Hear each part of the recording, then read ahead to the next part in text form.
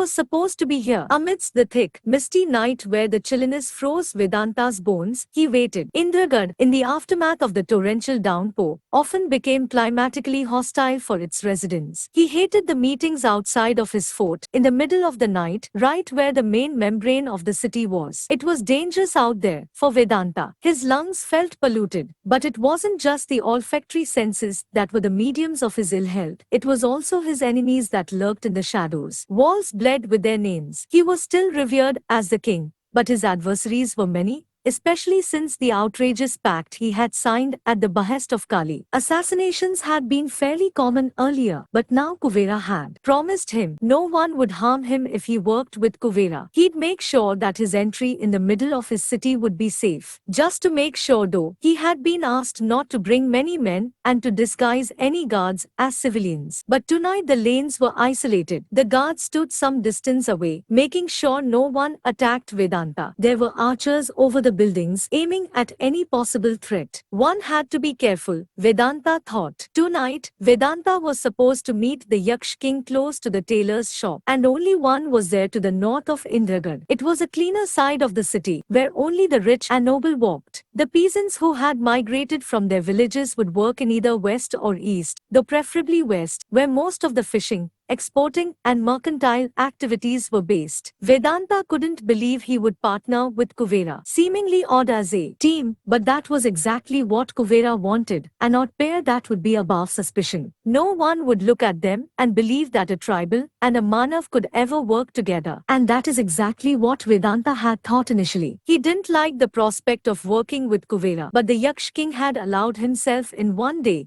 in his fort, demanding his presence. "I know you are suffocated, my lord." There was a thinness to his voice, unlike the others, who rode as they spoke. He had a rhythm with his words, his bald-egg-like head, with a weird mongoose curled up around him. Whenever Vedanta would even come close, the mongoose would snarl, and then Kuvera would have to pet it. "You don't like the rules, and believe it or not, I don't either. You see, I'm just a mere investor in Kali's expeditions. These aren't mine. In fact, I was very prejudicial about attacking you, but Kali forced me into it." Vedanta had listened calmly, not believing a word, but he had to congratulate the man for his ingenious way of telling lies. Spiteful lies, indeed, but he didn't care, for he had known why Kuvera had come to him in the first place. "Support. I thought to be an investor had its benefits," Vedanta spat. Kuvera had a pallid and drawn face. "Indeed, and I am admitting that. But you must realize a man has needs. A place where I come from,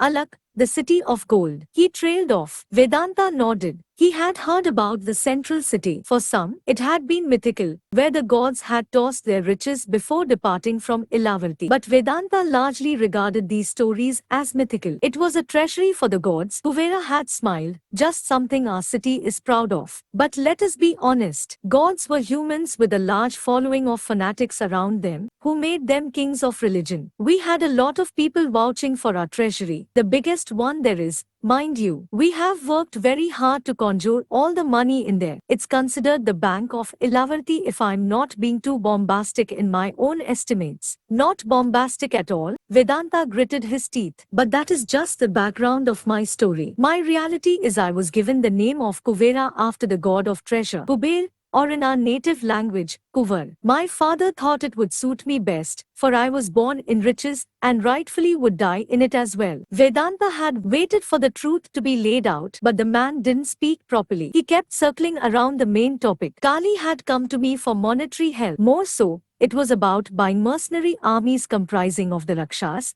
the Nagas, and the Yaksh. Moreover, he insisted on my personal presence. He had a proposal, and I thought that it would be best to help him in the plan, and come here, to tell my plan to you. "And what would that be?" Vedanta had been growing restless. "I demand an answer, and the answer shall be given," Kuvera slyly chided. "I don't just like to be an investor in a man's quest for world domination. In fact, I don't even believe in it. Getting kingdoms together that had been dispersed after the Mahayuddha was a tough job that Kali had embarked on, but it is time to be led by someone else now." Vedanta had known the answer to that. "And let me foretell that someone will be you." "Oh no, my lord," Kuvera had smiled benignly. It's you. Me? Yes, he smiled. But at a cost, of course. Here it came. Kuvera might be able to butter him with praises and false platitudes, but he had an ulterior motive. Vedanta could see right through it, but he spoke no word. He waited, for patience is a virtue. It would be just the two of us. And what benefit will you provide me if I do this? Vedanta narrowed his eyes. Riches and trade. Alak is prosperous, mind you, and once I take over the Rakshas territory and the Naga lands, I will extend more of it towards you. Hold on, you want to take over? How would you do that? Alak might be the richest city in Ilavarti, but it was ridden with an outmoded armory. And that's where you come in. You give me the people, I give you the money. How do you plan to take over the territories? Kuvera had scanned the room until he found a potted plant in Vedanta's study. He was a plant enthusiast, having varieties of it back in Alak.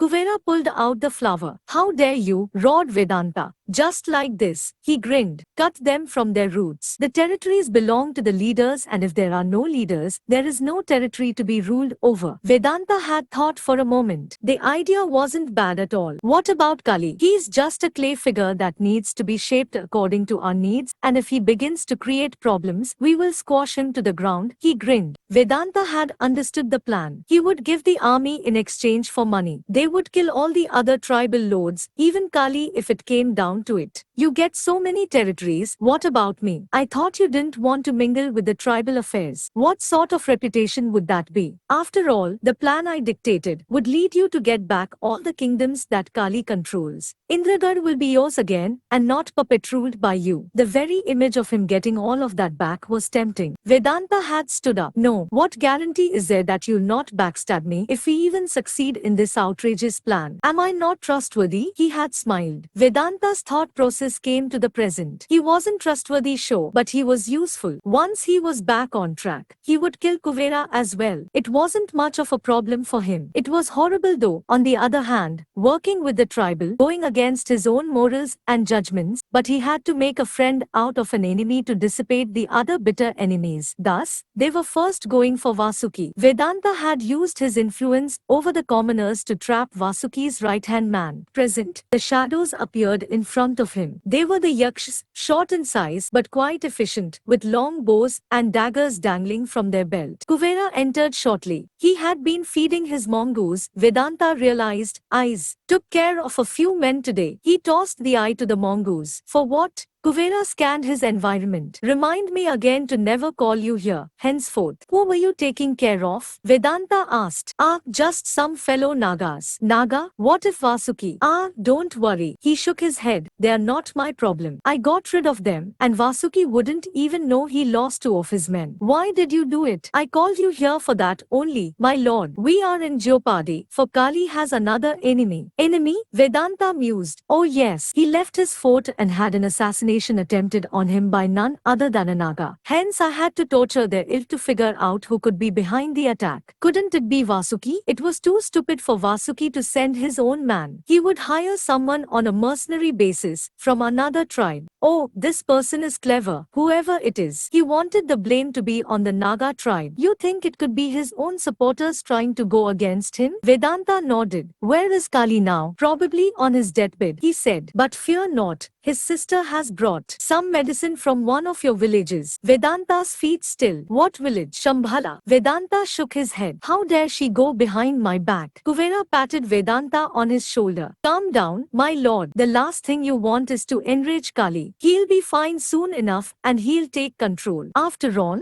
the power over the villages was given to his sister, and you signed on it. Remember? Poor you, but we might use it as an advantage in this case. Advantage? He paused. How do you plan to do that? Kuvera had that simple smile dancing over his lips. Don't worry, my lord, leave that on me. She just knew how to attract an audience. Standing in the middle of the bustling road, Padma had a drum and sticks, and she repeatedly beat on it to direct everyone's attention to her. Akash, her friend and partner, began yelling for everyone to hear. Listen, listen, people, my dear folks, this is the time of the reckoning. We have been seduced by the evils of our king to accept the Tiavanbialis and go along with the fateful plan that everything will be all right. But nah. Nothing will be all right. He had a burly voice, so Padma had let him to say these things. You needed to have a strong voice, but Padma lacked that, or so she thought. They steal our jobs, the opportunities, they build up a market and remove us, the Manavs, from the map. Crowd began to be attracted and Padma was glad. This was the second time that month, but people always gathered to listen to them. Listen, my dear friends, forget the lies they have fed us. Nothing has progressed in this city. Nothing. The crowd began to increase in number. They all nodded at what Akash said. After all, he was handsome and charismatic. He had a way with words and reminded her of her second brother. She closed her eyes at the thought of her sibling and tried to draw herself away from the meandering thoughts of love and loss. She had to concentrate on the event. She wouldn't consider this propaganda. This was just bashing the empire and forcing the people to think because it was important. An idea must be fed to the people so that when it translated into action, it would create a revolution. Come, everyone, come. Hear more truths about our king. Apparently, he works for Ran. His voice turned into a whisper. An idiot. He went back and grabbed a portrait. It was handmade and poorly drawn, but it was clear. It was Kali with his long hair and slit-like eyes, but a nose that was caricaturishly long. What do they say about men with long noses? He raised his brows mischievously. Everyone grinned and laughed. No one would have believed, but they were saying all of this in the middle of the street. Ratri, their leader of street propaganda, had told them to choose a suitable place and time. Early in the morning, patrolling by the Nagas was less. Last time too, they had tried to pull a stunt like this. They had put hand-drawn posters across the city, ridiculing in different languages and saying, "You are a failure, kingship." It was all over the place, and while it didn't harm the Tiavan Bialis, it did get the attention of the Nagas, and they had chased Akash and Padma to the ends of the city, where they had to dive into the river and float along the other side of the bank, where they reached the western part. Ratri had said that it was all right to be supportive of the Tiavan Bialis, but on an equal measure. If it would lead to disruption of the Manav life, then such an empowerment and equality was sham. An owl flapped in the air until it placed its small body over Padma's shoulder, close to her bright silver hair. Everyone wondered how one could get silver hair at this age, but it wasn't genetics. She had used chemicals to cover her head, and she had reasons for it. She had been part of a great tragedy in her life, and her face, if recognized by the king, would mean execution. It wasn't what she had done, but what her brothers had done to the king. They weren't his greatest supporters of him. Even before the tribal inclusion, they had looked for democracy over dictatorship, and in all fairness, it hadn't gone too well. Things began to swing against her fates, and Padma had to face the dire consequences. She kissed the corners of her owl's ears, who blinked at her and narrowed her eyes adorably. That was when Padma noticed a scroll had been tied around her small feet. With one hand now beating the drums, she picked up the scroll. She unrolled it, struggling to do it with one hand, but she managed it and realized what had happened. "They are coming your way. She's new, Ratri."